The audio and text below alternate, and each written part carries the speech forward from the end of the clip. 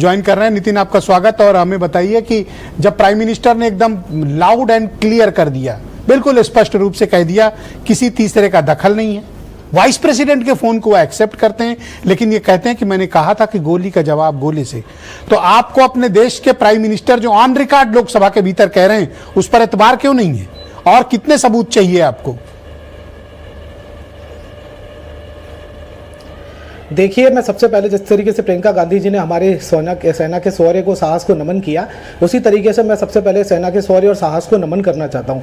लेकिन फिर वही बात आती है कि आप जब पूरी सरकार केवल झूठ और प्रोपेगेंडे पे टिकी हो और जहां पे तर्क एक कहीं भी आपको दिखाई ना दे, फिर वही तरीके की बात होती है। जिस तरीके से आपने एक सबसे पहले महत्वपूर्ण सवाल पूछा कि जब डीजीएमओ ने रिक्वेस्ट की और हमने एक्सेप्ट क्यों कर ली, क्या हम पाकिस्तान के, क्या भाजपा के जो क्या नाम से गृह मंत्री हैं, जो देश के प्रधानमंत्री हैं, क्या बस केवल इंतजार कर रहे थे कि वहां से डीजीएमओ रिक्वेस्ट कर दे और यहां हम उनकी रिक्वेस्ट को मान ले?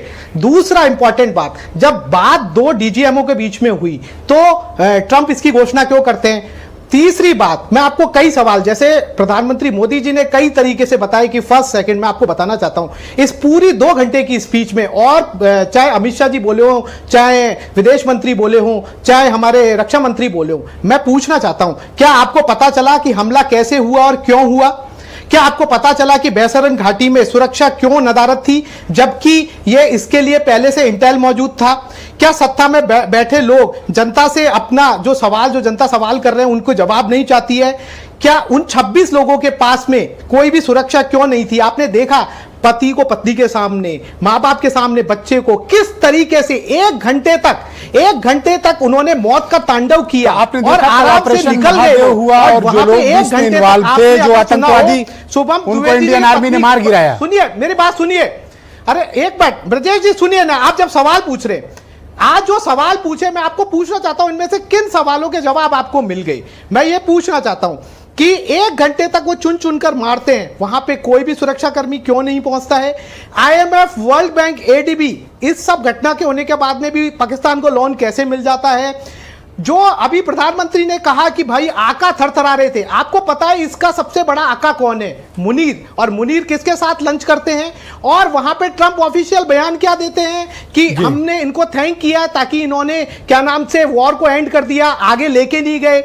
अगला थोड़ा सा डिबेट में वक्त की भी कमी है, और अपनी अपनी बारी में भी कई हमारे साथ सम्मानित अतिथि हैं। सुनिए, मैं आपसे एक बात जानना चाहता हूं। सर मेरा सवाल सुने सर, सवाल सुने सर, देश के सवाल है सर, सवाल सुने सर, सवाल सुने।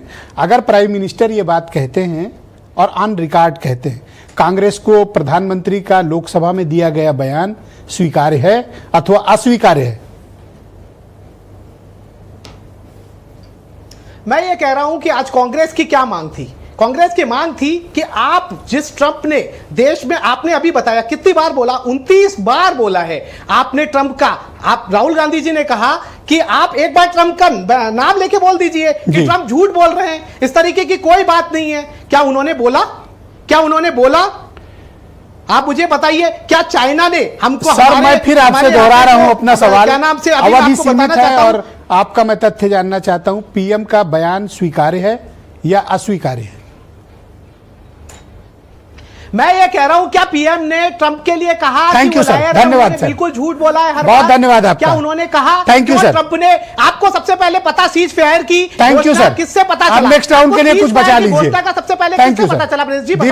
दीपक रंजन, किससे पता चला? दीपक रंजन समाजवादी पार्टी के प्रवक्ता मेरे साथ मौजूद हैं। तीसरे पक्ष से पता चला हो? सर धन्यवाद सर।